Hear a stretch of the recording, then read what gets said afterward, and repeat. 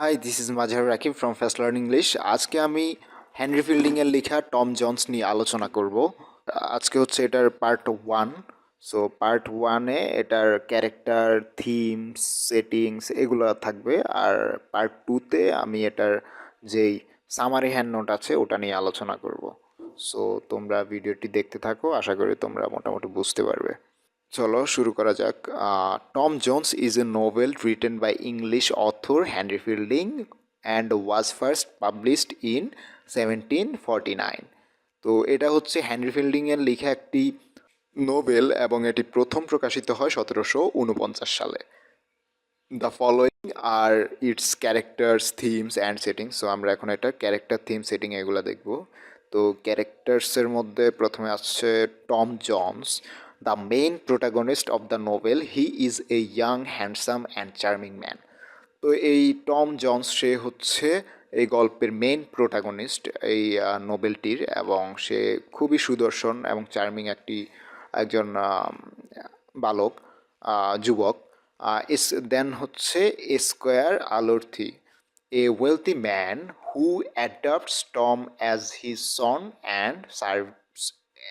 Serves as his mentor and benefactor.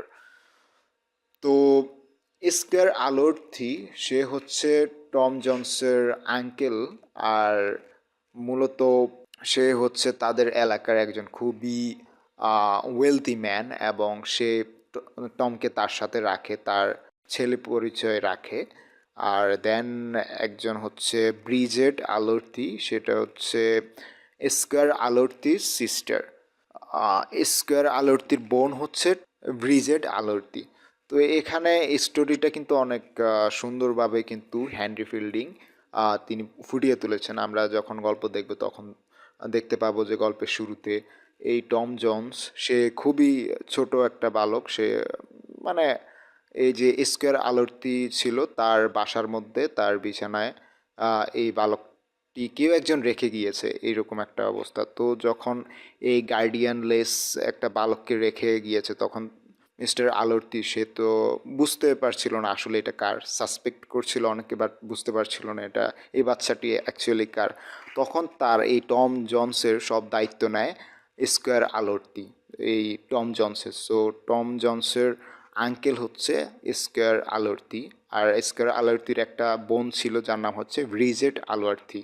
তো Bridget আলওয়ার্থির হাজব্যান্ডের নাম হচ্ছে মিস্টার ব্রিফিল। তো Bridget Allworthy's husband Bridget eloped with him and married. One day suddenly he died. তো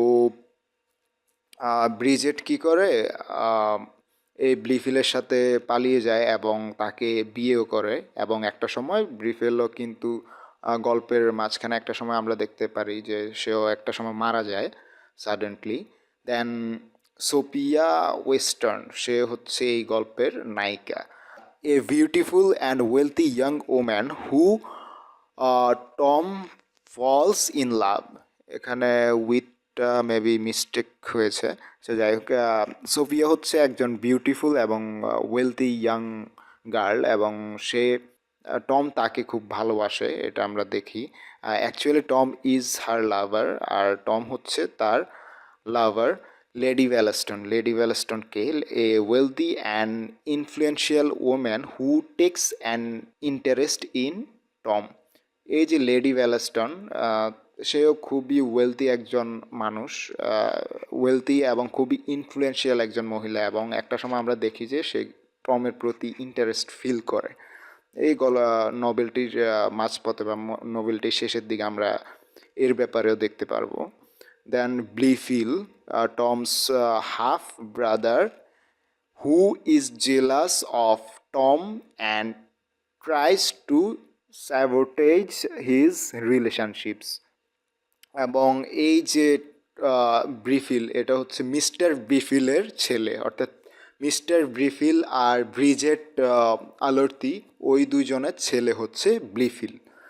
তো mister ব্লিফিল তার নাম অনুসারে তার ছেলের নাম রেখেছে ব্লিফিল। তো ব্লিফিল হচ্ছে যেহেতু স্কোয়ার আলর্তির ছেলে হিসেবে ধরা হচ্ছে, বা মানে তার তত্ত্বাবধানে ছিল টম, সেই হিসেবে এই ব্লিফিল টমের ভাই হিসেবে আমরা ধরি, half brother who is jealous of Tom. তো সে সবসময় টমের উপর জেলাস থাকতো এবং তার যে রিলেশনশিপ আছে সেটার মধ্যে কিন্তু বাধা দেওয়ার চেষ্টা করতো এই ব্লিফিলটা। তো এই ব্লিফিলটাকে আমরা এখানে একটু খল চরিত্রে দেখি, এটা একটু ভিলেন হিসেবে এখানে অ্যাপিয়ার করে। Mister waters, sorry, Mrs. Waters. A woman's real name is Jenny Jones, who claims to be Tom's mother and tries to reclaim him. তো এই একজন মহিলা, তার আসল নাম হচ্ছে জেনি জোন্স এবং যাকে ক্লেম করা হচ্ছে টমসের মাদার। তো partridge, A school master and close friend of Tom's who travels with him on his adventure. এবং প্যাট্রিজ হচ্ছে একজন স্কুল মাস্টার এবং টমের ক্লোজ ফ্রেন্ড, এবং টম যখন তার বাসা থেকে চলে যায়, বের হয়ে যায়, তখন কিন্তু তার সাথে মিস্টার প্যাট্রিজ সেও কিন্তু যায়। Then Mr. Western, Sophia's father, and who is a wealthy and boisterous man. তো এই যে মিস্টার ওয়েস্টার্ন, সে হচ্ছে সোফিয়ার বাবা এবং তিনি খুবই ওয়েলথি এবং সেই সাথে খুবই হইচইপূর্ণ একজন মানুষ। তো মানে একটু চিল থাকতে চায় এরকম একজন মানুষ তিনি। Then Nightingale, a highwayman who is a rebel for Sophia's affection, এবং যে কিনা সোফিয়ার অ্যাফেকশনের জন্য, তার ভালোবাসার জন্য ওয়েট করতো। অর্থাৎ এই যে নাইটেঙ্গেল, সে সোফিয়াকে খুব ভালোভাবে চাইতো বা সোফিয়াকে খুব ভালোবাসতো, তার তার থেকে তার ভালোবাসা পাওয়ার জন্য অনেক ফ্লার্ট করতে থাকে সোফিয়ার সাথে। তো দেন এটার আমরা থিমসটা দেখি। লাভ অ্যান্ড রোমান্স, এটা হচ্ছে এক নম্বর থিমসের মধ্যে। The novel explores the various forms of love and relationship including courtship, seduction and marriage. So এই লাভ অ্যান্ড রোমান্স এটার প্রধান একটি থিম। তো এই নোভেলটিতে আমরা এটার বিভিন্ন ফর্ম দেখি, যেমন লাভ অ্যান্ড রিলেশনশিপ, যেমন এই যে সোফিয়া এবং টমের মধ্যে একটা রিলেশনের বিষয়, এগুলা দেখা যায়। তারপর আরও বিভিন্ন ঘটনা আমরা কিন্তু যখন এই ফুল নোভেলটা দেখব তখন আমরা দেখতে পাবো। তারপর ইনক্লুডিং কোর্টশিপ, সো কোর্টশিপ অ্যান্ড সিডাকশন, প্রলোভন, সেই সাথে ম্যারেজ, এগুলো হচ্ছে এই থিমের অংশ। দেন আরেকটা থিম হচ্ছে অনার অ্যান্ড রেপুটেশন। তো the novel grapples with the meaning of value of honor and reputation in 18th century England and the impact they have on the characters. তো এই যে অনার অ্যান্ড রেপুটেশন, এইটা এই নোবেলের একটি খুব অন্যতম থিম, আর এটা 18th সেঞ্চুরির ইংল্যান্ডকে রিপ্রেজেন্ট করে অনেকটা। এবং এটার ইম্প্যাক্টটা আমরা এটার প্রত্যেকটা ক্যারেক্টারের মধ্যে আমরা কিন্তু দেখতে পাই। দেন আরেকটা থিম হচ্ছে good versus evil. The novel ডিপিক্টস the struggle between good and evil as characters navigate moral and ethical ডিলেমাস। এখানে গুড ভার্সাস ইভিলও হচ্ছে আরও একটি থিম, আর এখানে বিভিন্ন ক্যারেক্টারের মধ্যে কিন্তু আমরা এটার সাইডগুলো দেখতে পারি, গুড সাইড, ইভিল সাইড, এগুলা। নেচার অফ ভার্চু, এটা আর একটি theme. The novel raises question about the nature of virtue and what it means to be a virtuous person. এবং এই যে নেচার অফ ভার্চু, এটা হচ্ছে এই নোভেলটির একটি থিম। দেন এটার যে সেটিংসের মধ্যে আছে প্রথমে England. The novel takes place in 18th century England and explores the social, political and cultural context of that time. এই নোবেলটা ইংল্যান্ডের 18th century ইংল্যান্ডে এটার সেটিংটা হয়ে থাকে এবং এখানে ওই সময়কার যে সোশ্যাল, পলিটিক্যাল, বিভিন্ন কালচারাল প্রবলেমগুলো এখানে কিন্তু দেখা যায়।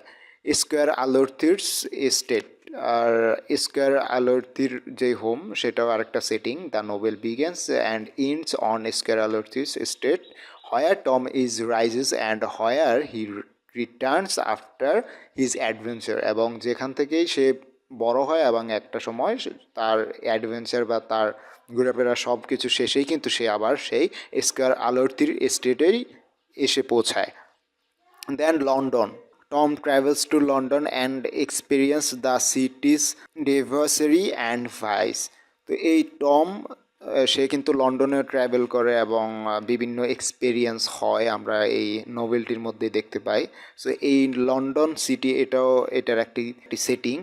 Bath, Tom visits the city of Bath which was famous for its spa and social sense, এবং এটা স্পা এবং সোশ্যাল সেন্সের জন্য এই সিটিটা বেশি জনপ্রিয়। আর এখানেও টম একটা সময় ভিজিট করে। আমরা এই নোবেলটি যখন পুরোটা দেখব তখন এই প্লেসগুলোকে আমরা এক একটা করে দেখতে পাবো। সো এই ছিল মূলত আজকের আলোচনা। আজকের ভিডিওতে এটা যে ক্যারেক্টার, থিমস এবং সেটিংসগুলা এগুলোর আলোচনা। সো নেক্সট ভিডিওতে আমি এটার পুরো সামারি নিয়ে আলোচনা করব, সেখানে আমার হ্যান্ড নোট থেকেই থাকবে সম্পূর্ণ। সো ওটা আমার হ্যান্ড রাইটিং। সো আশা করি তোমরা ওটাও দেখবা এই ভিডিওটি শেষে। ওটা দেখার জন্য তোমরা আমাদের ভিডিও ডেসক্রিপশন চেক করতে পারো, সেই সাথে আমাদের যেই আইকন অথবা আমাদের ইন্ড স্ক্রিন সবগুলোতেই দেওয়া থাকবে। সো পার্ট 2 তোমরা অবশ্যই দেখে নাও। সো নতুন ভিডিও নিয়ে আবার আসবো। Take care, take love and tata. Linguistic ELT, history of English literature এবং অনার্স থার্ড ইয়ার ফোর্থ ইয়ারের ক্রিটিসিজম সহ আলাদা আলাদা সকল বিষয়ের কোশ্চেন ওয়াইজ কোর্স নিতে এখনই যোগাযোগ করো ভিডিও ডেসক্রিপশানে দেওয়া আমাদের ফেসবুক পেজে, বা মেসেজ দাও আমার ফেসবুক আইডিতে, অথবা আমাদের নাম্বারে যোগাযোগ করতে পারো।